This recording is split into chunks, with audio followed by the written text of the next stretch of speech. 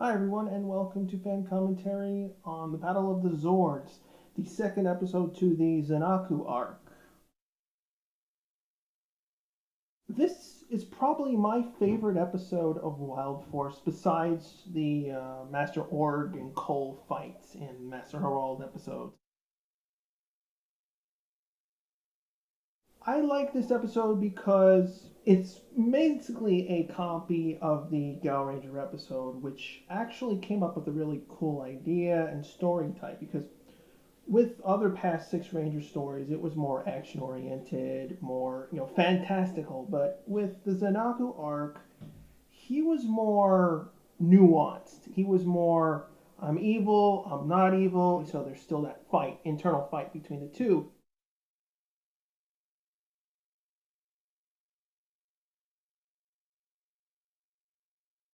And because this is more of an animal themed season, it makes the show do a lot more unique things.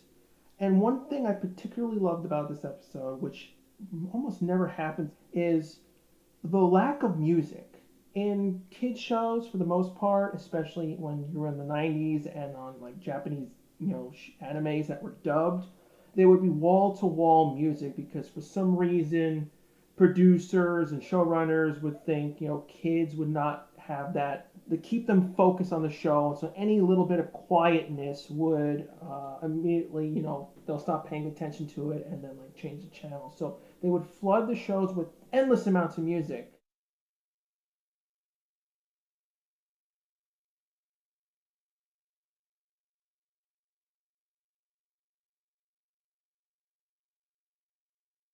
You need to have a breather where there's some break in music, and this episode has the least amount of music. It's more impactful because when you have little music, you're reliant on the dialogue, the atmosphere, and the characters' feelings on what is going on, including it helps you more identify with Zenaku. Yes, he's evil, but there's something more to him, and there's a lot of little details here and there.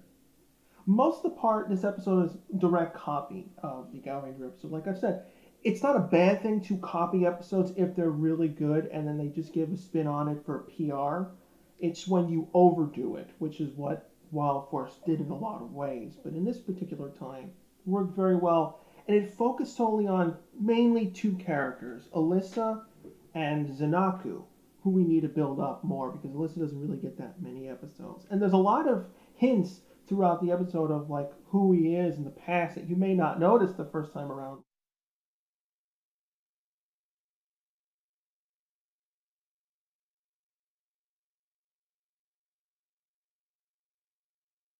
Zenaku uses the same medicine that Princess Shayla uses, so that's another hint.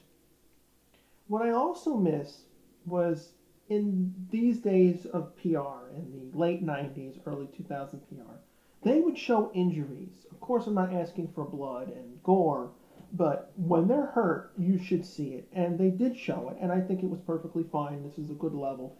Later seasons pretty much never show it. They're injured, they're in pain, but there's no injury whatsoever.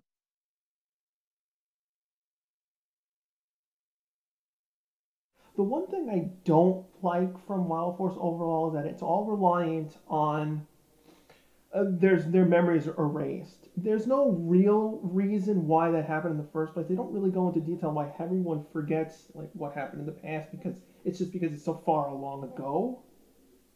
The subplot with Jinjax and Toxica is pretty much the same in Gal Ranger.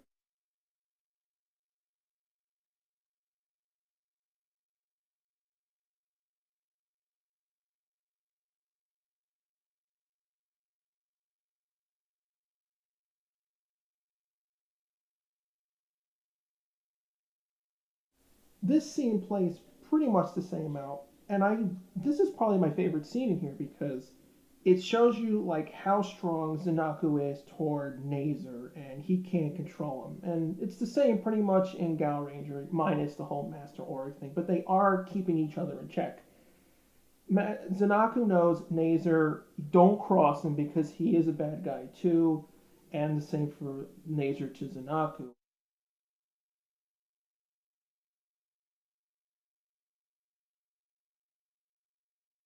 and both of them know when to stop at each other. That's why I also like it too, because it's just focusing on the characters and not like, oh, I'm evil, you're evil, and it's just, pouting and complaining. It's more subtle that way, which is I'm glad that they had kept from the episode. If you look really close, you can actually see Sui Sui's actor instead of Toxica's actor in these few scenes.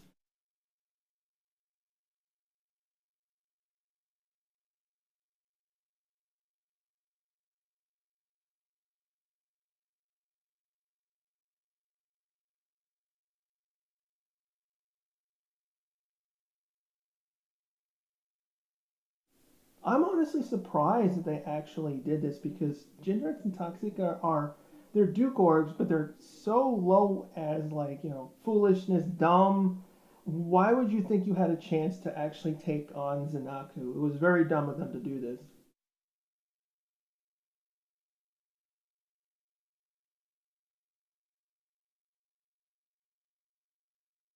Although we're supposed to be in a forest, but you saw power lines in that shot.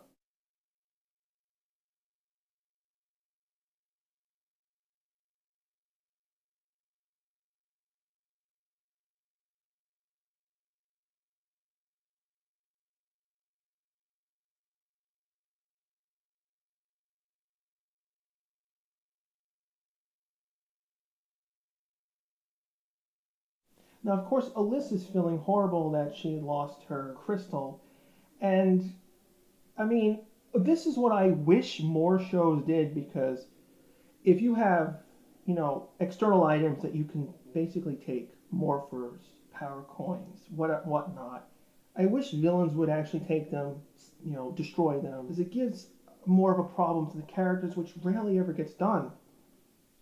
Even Max says, "How could he take the power animal?" It's like, well, it's just a crystal. Anyone could technically take it if they're stronger than you. There's no reason for you to not believe that.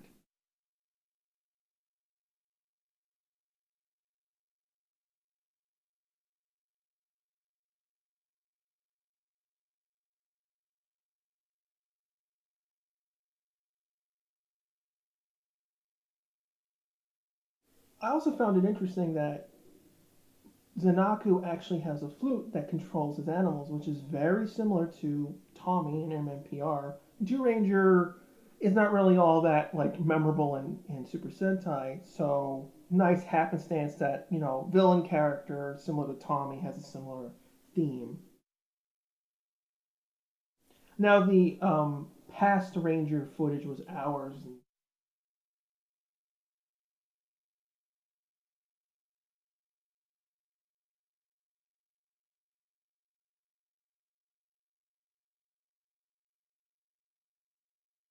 I do commend the list of trying to find the Elephant Zord. The thing I never liked about this though is that she's always calling out Elephant Zord, Elephant Zord, Elephant Zord. It's like no, you should be calling out Zanaku's name. I do like this because he's struggling and we're confused on like what's going on because Merick's still in there fighting and probably telling him you shouldn't be doing this. I wish we had saw more of that internal struggle because of course it has to be a mystery so we can't see that right now and he's keeping it within him. He doesn't even remember what's going on.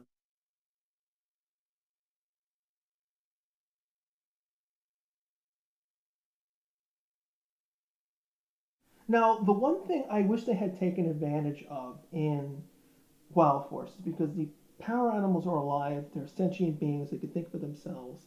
And this is the battle for the Zords, and of course, later on they find out that the Zords can be converted to evil. The thing I wish they had done was use this to make the story more complicated and more difficult to do. Like, I wish the power animals had refused to completely fight, meaning, yes, they do refuse to fight the Predazord in later episodes, but I wish they had simply didn't fight and walked out and told them that I don't want to fight my own kind. That could have been nice, sub area of the story, which I wish they had explored because we rarely get PR seasons that have living Zords. And that grandma line is actually a direct copy of what they say in the Gal Ranger episode. And people always complain about Samurai ripping off dialogue. Well, Wild Force did it too. And I speaking of taking advantage, more villains need to actually, stop people from morphing.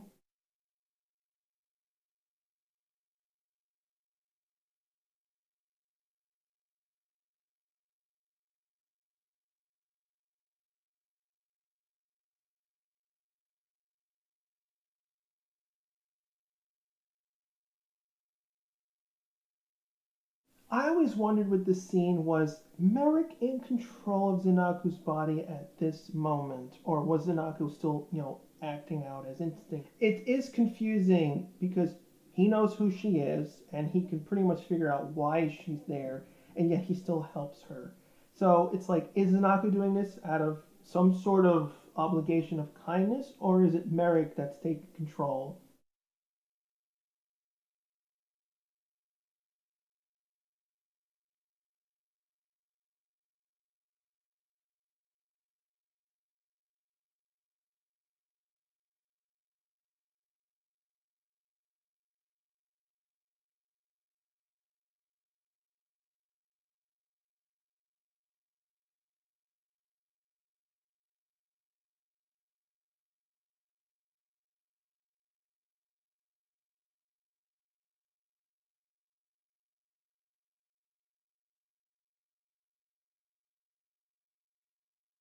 I want to love all the seasons of PR, including Wild Force. There's a lot of good stuff from it, and just there's a lot of unfortunately bad stuff that's mixed into it. Because I like when I see the team care about one of each other, and because they're always focused on saving the world and dealing with explosions and all this type of rubber monster craziness, and we rarely ever get to see them, be human beings.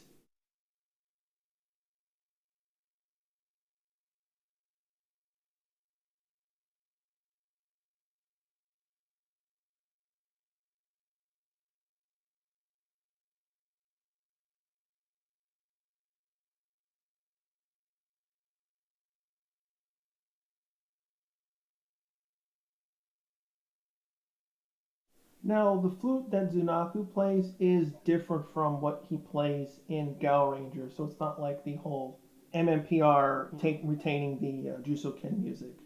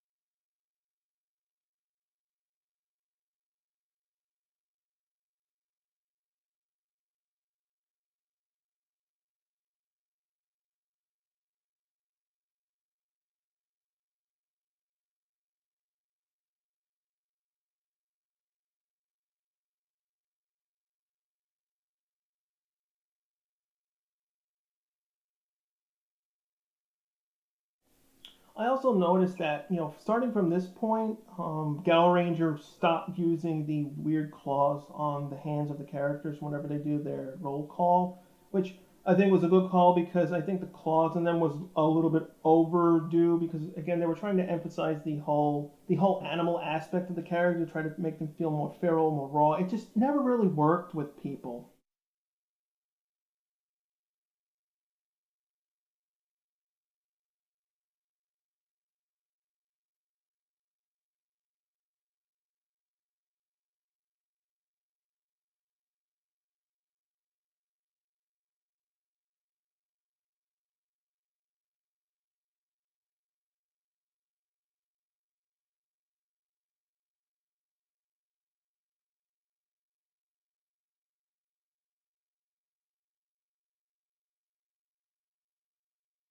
This bit always made me feel like, oh, are we watching an episode of Dragon Ball Z?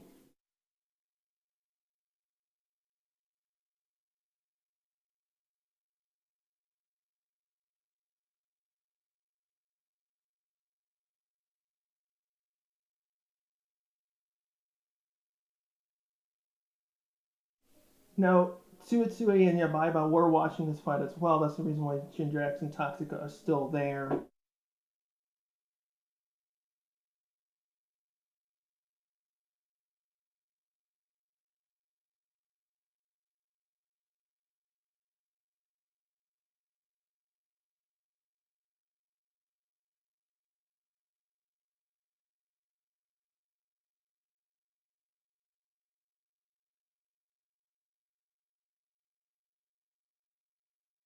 Cole actually was able to fake him out because, in the first episode where Zenaku, he never knew he had the Lion Blaster. So that was good continuity because, he doesn't know all the tricks right yet, so he was taken off guard.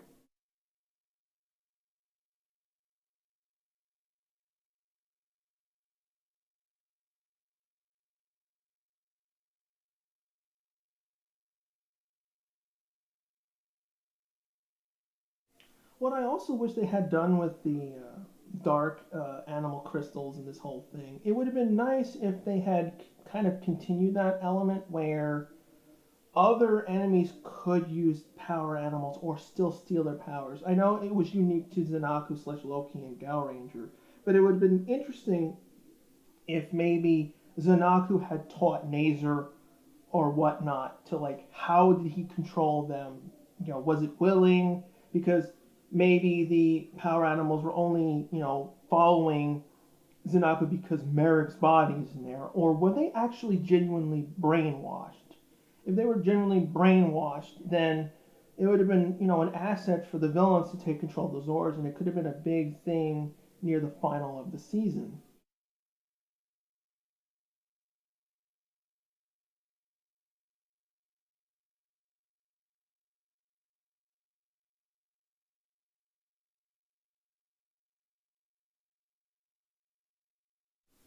I was also interested that they didn't actually form the Megazord, and they just fought as Zords, which is a rare thing to do in the show overall in general. On top of it being a very heavy CG battle, which is the main bit about the episode, which was cool. I enjoyed it. It was like, oh, we rarely ever get to see these type of fights, and of course it's a parallel.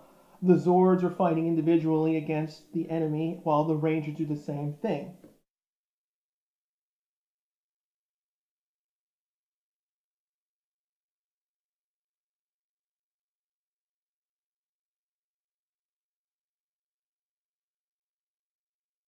There's other type of stories I would love to see. Like I would love to see an episode where the Zords are actually shrunk, or they can change size on their own and actually can fight. Human-sized battles as an example. They could do so many different types of stories, and they still haven't done any like everything out there.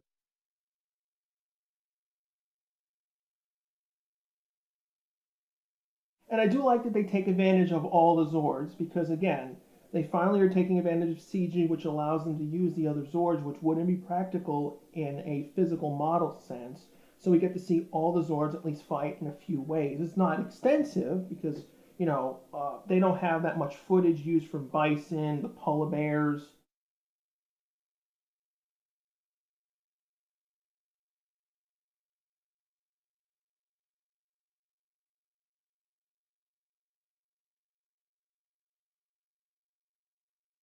I always wondered what purpose does a tongue on a robotic animal serve. That always gave me like like were the power animals originally organic and then converted into robots, similar to the Galactabeasts.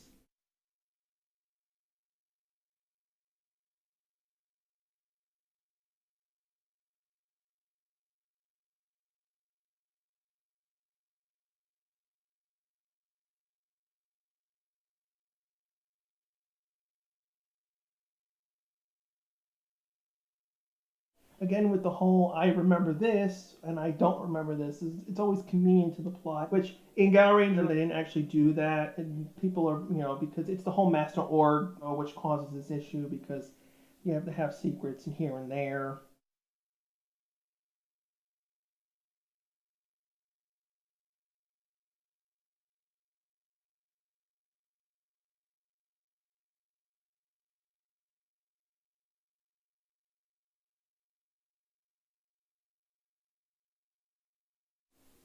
I always found that confusing because you think like why would that matter?